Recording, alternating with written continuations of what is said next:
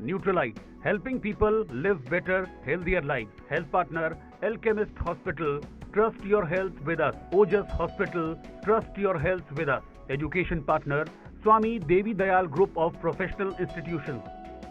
कहीं ना कहीं पंचकुला को डेवलप, जिस तरह से पंचकुला मेट्रोपॉलिटन डेवलपमेंट अथॉरिटी बनाई गई, यहाँ पर लोगों को अलग अलग स्कीम्स के तहत और एक स्मार्ट सिटी, एक अच्छा शहर, सुविधाजनक शहर बनाकर जनता के सामने रखने की सरकार की एक कोशिश है, एक रोड मैप है।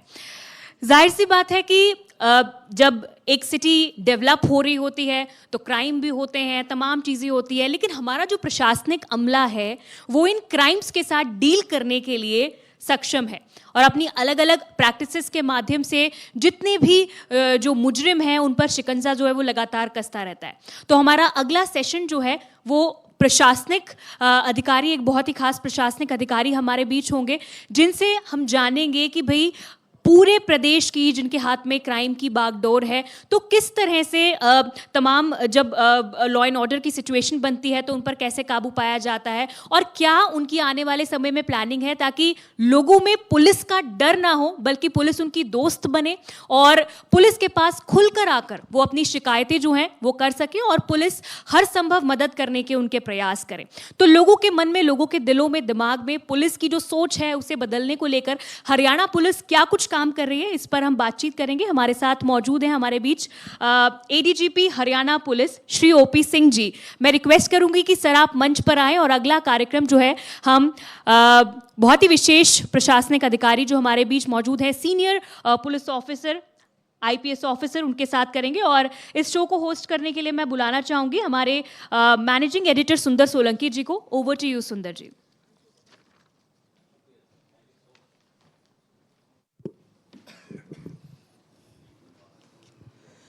बहुत शुक्रिया साक्षी। लगातार पंचकुला की धरती पर हमारा कार्यक्रम पंचकुला मंच, कोशिश यही कि तमाम ऐसे मुद्दे जो जनहित से जुड़े हुए हैं वो उठने चाहिए। विशेष आग्रह पर एडीजीपी इनकी जिम्मेवारियों से, ओपी सिंह जी से हमने विशेष आग्रह किया और वो आए।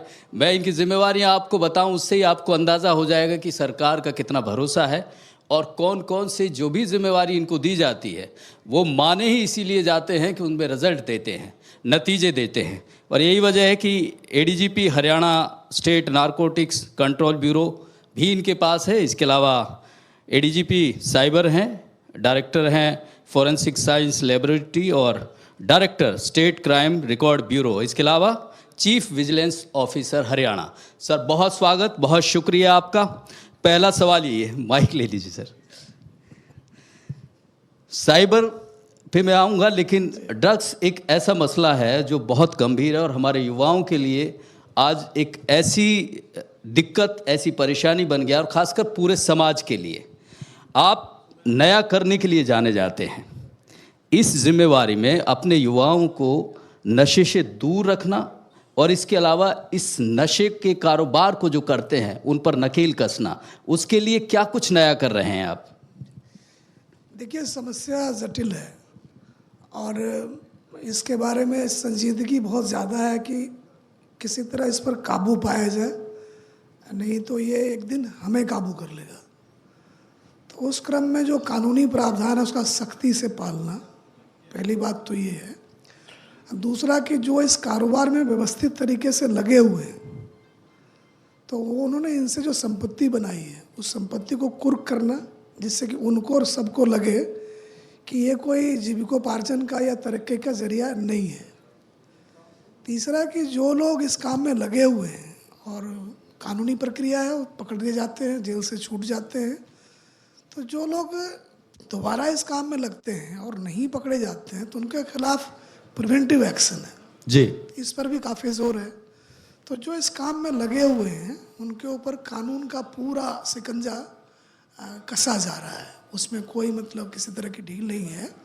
एक छोटा सा एग्जाम्पल है कि आप देख लें कि 9 महीने जो हैं उसमें 3000 से ऊपर मुकदमे दर्ज हुए हैं और 4000 से ज़्यादा आदमी जेल में गए हैं 9 महीने के भीतर। जी, तब देखें कि हरियाणा जैसे स्टेट में 3 करोड़ की आबादी है और 4000 को जेल भेजना, तो ये विभाग और सरकार के संकल्प को दर्शाता है कि हम कितने गंभीर हैं और कानून का पूरा जो ताकत है उनके खिलाफ लगा रहे हैं।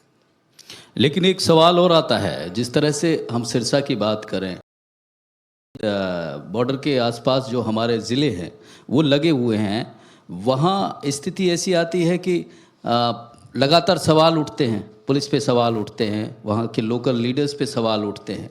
तो ये इस तरह के चैलेंजेस को किस तरह से डील करते हैं? देखिए, वो समय चला गया कि लोग सवाल उठाते थे और किसी के खिलाफ सवाल उठाते थे। ये समस्या घर घर की है, और चाहे बच्चा हो, बूढ़ा हो, जवान हो, तो ये एक ऐसी चीज़ है जो कि आपको दिमागी तौर पर ख़त्म करती है, आपको किसी लायक नहीं छोड़ती है, और आप बोझ बन जाते हैं व्यवस्था के ऊपर।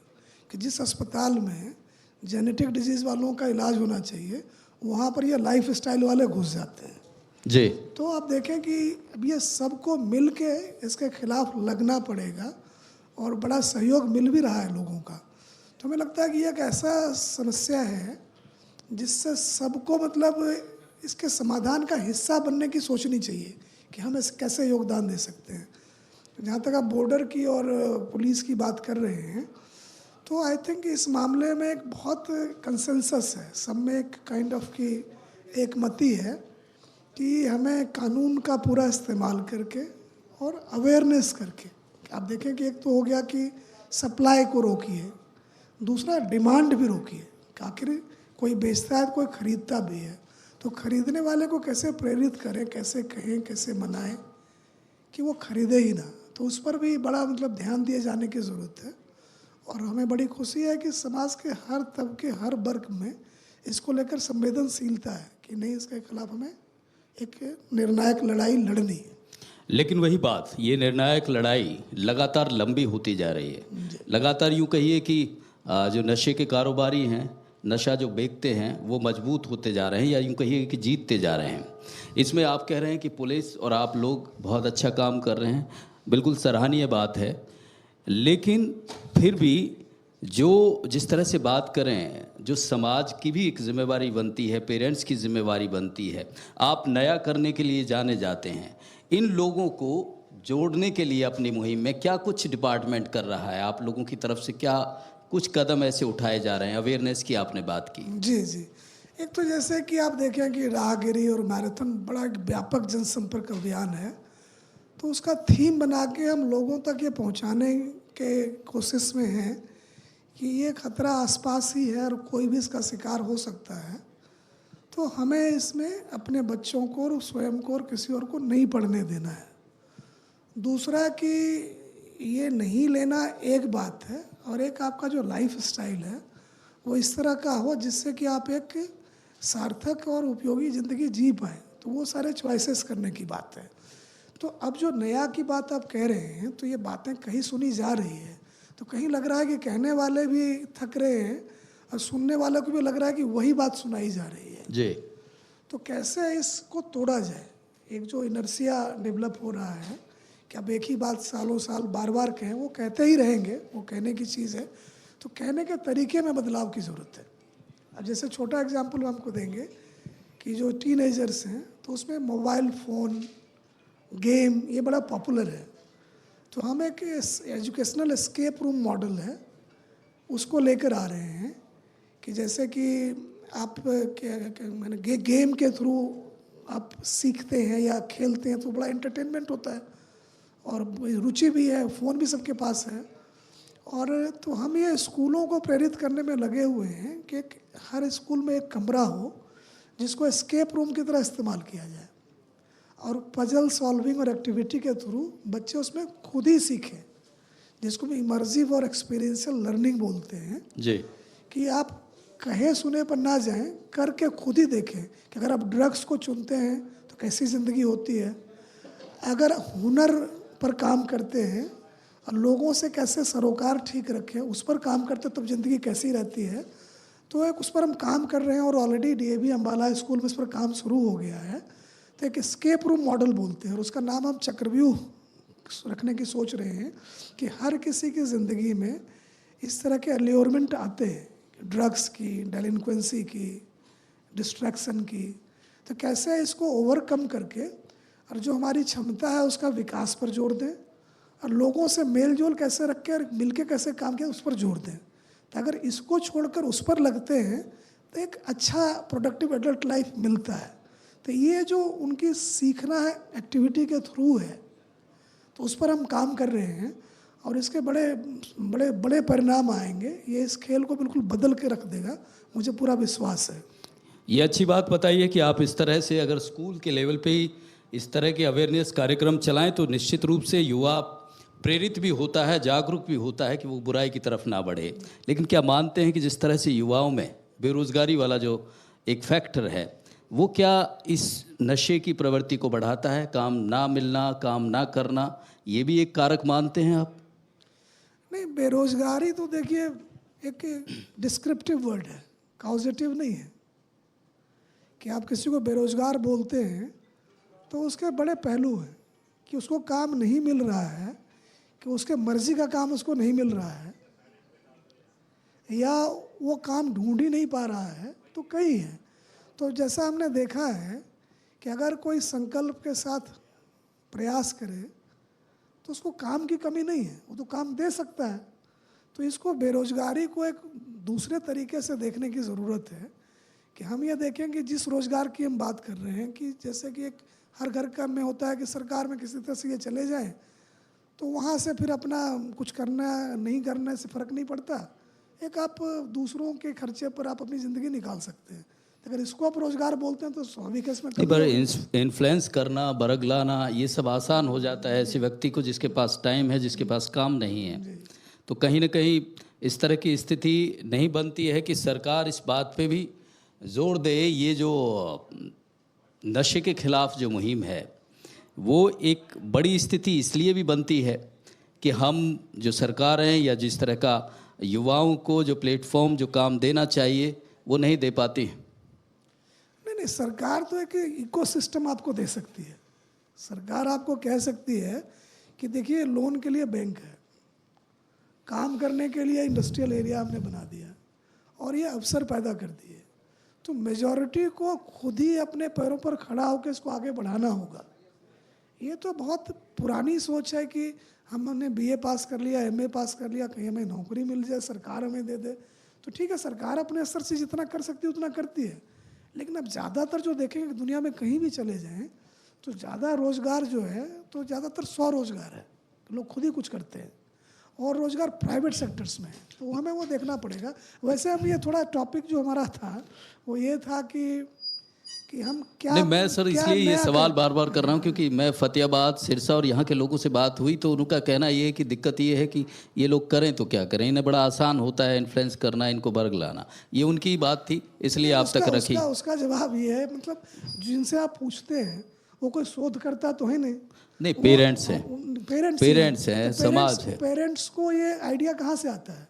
वही अखबार, वही टीवी, वही चौपाल की बातें।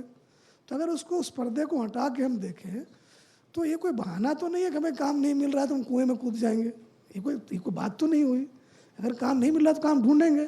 और आप ये देख लें कि हमारा जो अनुभव है इतने दिनों का, कि जिसने भी मेहनत की सोची और अपने दिमाग का औसत इस्तेमाल भी किया तो उसकी लाइफ अच्छी चल रही है। नहीं तो सड़कों पर इतनी कारें कहाँ से आ गई, इतने मकान कैसे बन रहे हैं, और इतनी दुकान कैसे खुल रही है, इतने मॉल कैसे बन रहे हैं, कौन चला रहा है इसको?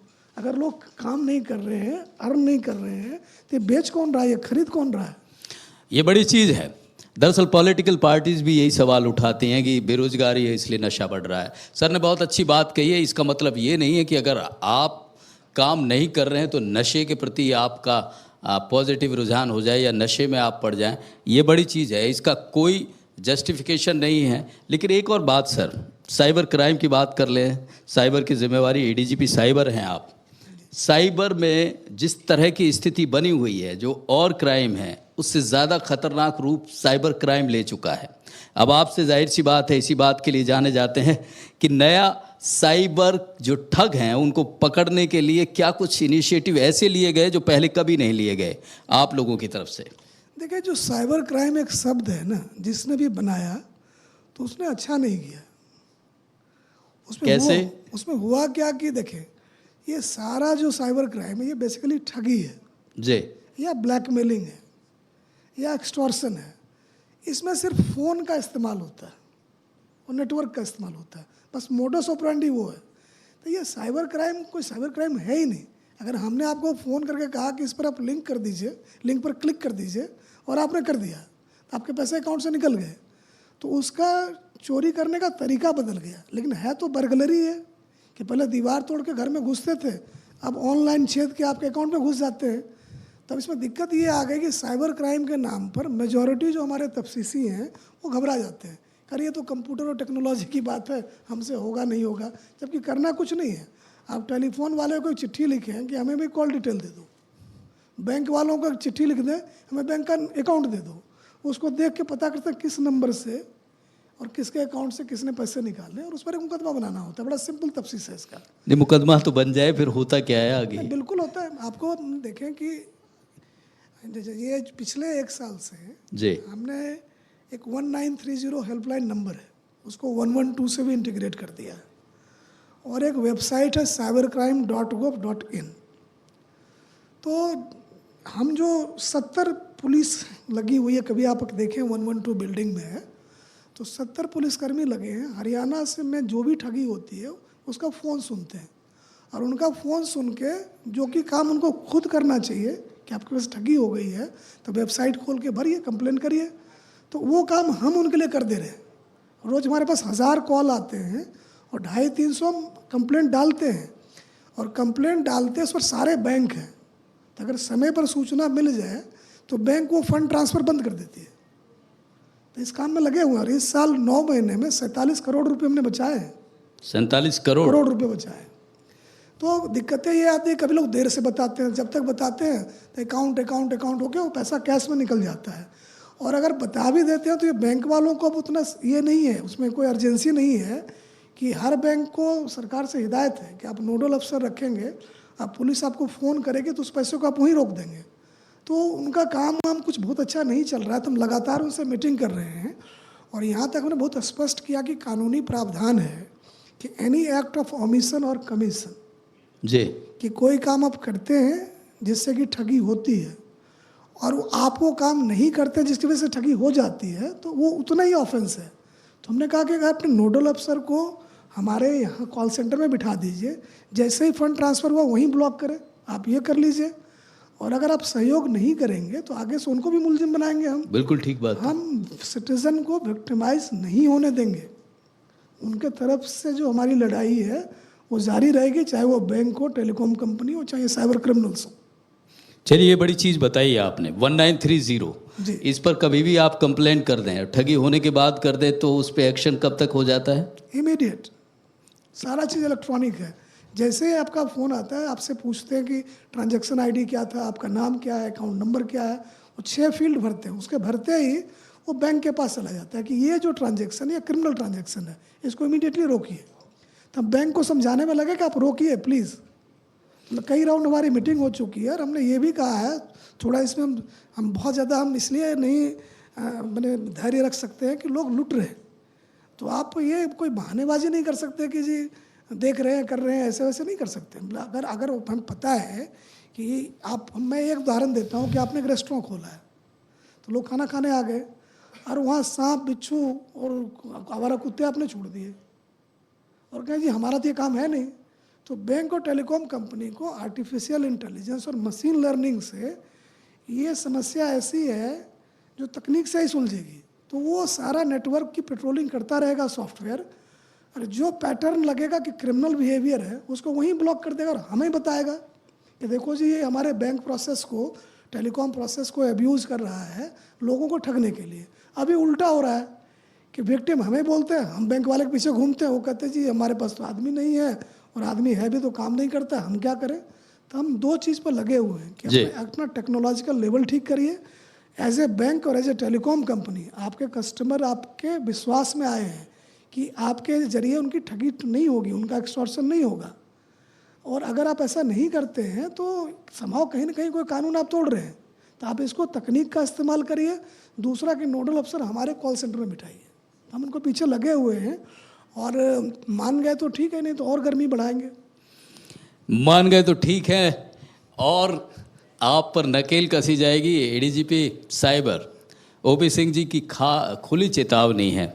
लेकिन सर एक बात और है, ये लगातार जैसे आप कह रहे हैं ना कि ये जो रोकने की बात कर रहे हैं, पूरे देश से ये आवाज़ आती है कि जमतारा तो आपके खुद हरियाणा में बना हुआ है, मेवात में बना हुआ है, वो तो आपके काबू में आता नहीं है।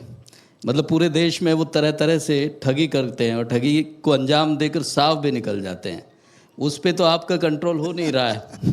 नहीं, आपकी जो शिकायत है बिल्कुल जायज़ है, क्योंकि आप भी अखबार पढ़ के ही अपना मन बनाते हैं।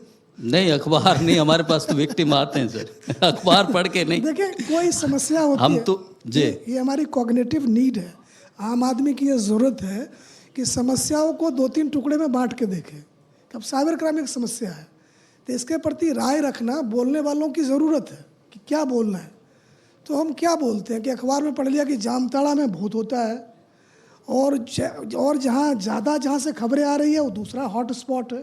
तो ये हॉट स्पॉट का कॉन्सेप्ट जो है, ये हमारे आपके कई हजार पुलिस वालों को छापा मारना पड़ता है वहाँ सर। नहीं, छापा तो चलो एक जो भी उस समय के अधिकारी थे उनकी ये सोच थी। हाँ, तो ये केवल अखबारी बात नहीं है, वहाँ स्थिति गंभीर है। मुझे बात पूरी करने दें जी। ये अखबारी बात नहीं, मैं जो हमारी जो मानसिकता है हम उसकी बात करें। हम भी यही करते हैं कि आपसे सुंदर सोलंकी जी के बारे में कोई राय बनाएंगे तो 2-4 आदमी से कह सुन के उस पर राय बना लेंगे, लेकिन सुंदर सोलंकी वो तो है नहीं। तो साइबर क्राइम जो है ये इतना लो टेक है, इतना आसान है कि कोई भी कहीं से भी कर सकता है। मैंने टूल किट बना हुआ है, यूट्यूब के ऊपर ट्रेनिंग है, कोई भी सीख ले।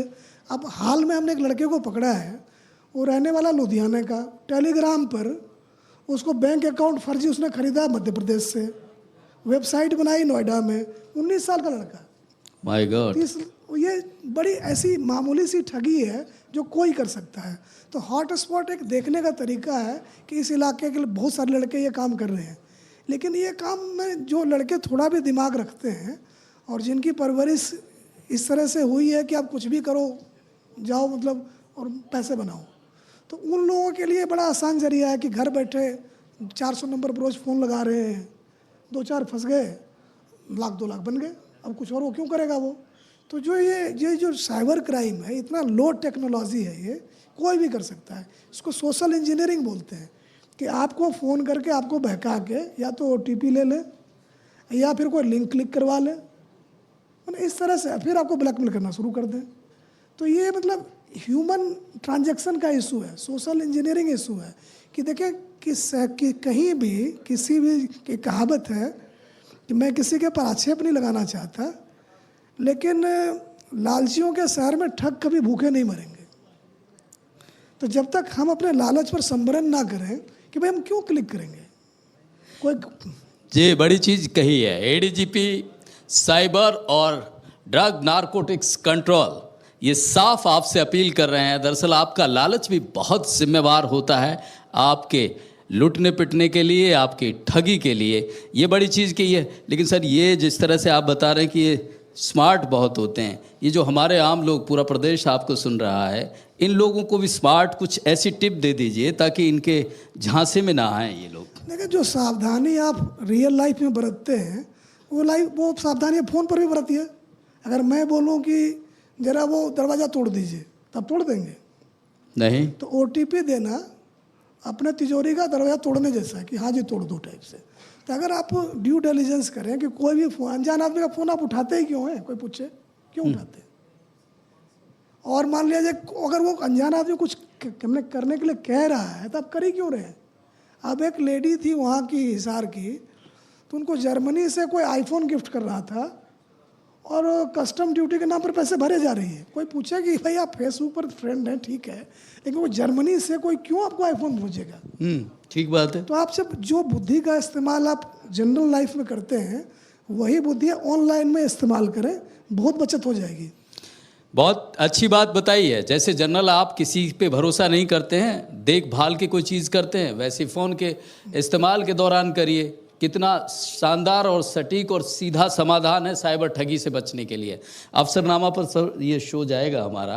एक सवाल आपसे व्यक्तिगत पूछ रहा हूँ कि आप मतलब आपकी इच्छा थी कि पुलिस की वर्दी पहननी है? बहुत आई थिंक मैं 3रे क्लास में था तो टीचर ने पूछा आप क्या करेंगे, बोला IPS अफसर बनेंगे। अरे इसका मुझे बड़ा फ़ायदा हुआ जी। उस दिन से टीचर ने हमें डांटना वाटना छोड़ दिया। तो इस सफ़र में, आईपीएस बनने के सफ़र में, कुछ ऐसे लोगों का नाम गिनाना चाहेंगे जिनका इस मुकाम को हासिल करने में बड़ी, मतलब उनका सहयोग नहीं होता तो आप यहाँ नहीं होते? देखिए, ये कोई बड़ा मुकाम नहीं है।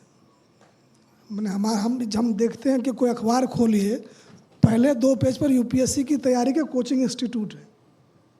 तो मुझे बहुत इनकरेजिंग नहीं लगता है कि सरकार में काम करना एक प्रिविलेज है, ठीक है, अच्छा है, लेकिन इसको इस तरह से देखना कि ये सिमजा खुलजा सिम टाइप का है, तो वो ऐसा नहीं है। एक भूमिका आपको मिली है और जहाँ की आपके करने के का असर करोड़ों लोगों की ज़िंदगी पर पड़ता है। तो मैं उस एंगल से इसको मैं अपने को भाग्यशाली समझता हूँ। और जनरली जब आप बड़े हो रहे होते हैं तो आपके पेरेंट्स होते हैं, आपकी फैमिली होती है, आपके फ्रेंड्स होते हैं, जब कहते हैं कि हाँ हो जाएगा, मुश्किल है, कोई बात नहीं, तो सबका रोल होता है। तो आप जहाँ भी हैं, आपके वहाँ होने में हज़ारों लोगों का हाथ होता है। आप किसी को थैंक यू बोल पाते हैं, नहीं बोल पाते हैं, हज़ारों का हाथ होता है।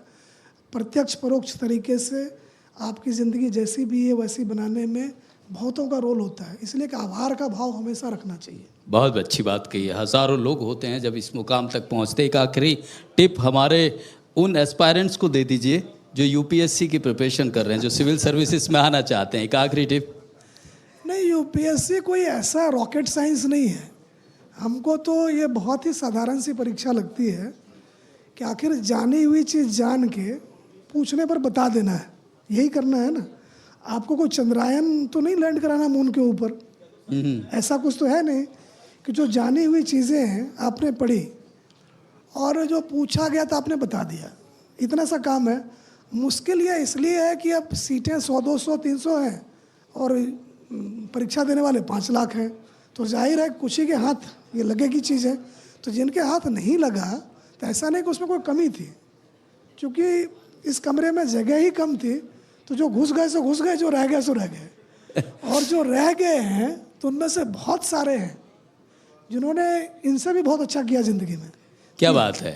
अगर परीक्षा क्रैक नहीं होती है तो बिल्कुल निराश ना हो। बहुत अच्छी बात कही है सर ने कि इसमें लगे रहने होता है और ना हो तो कोई दिक्कत ही नहीं।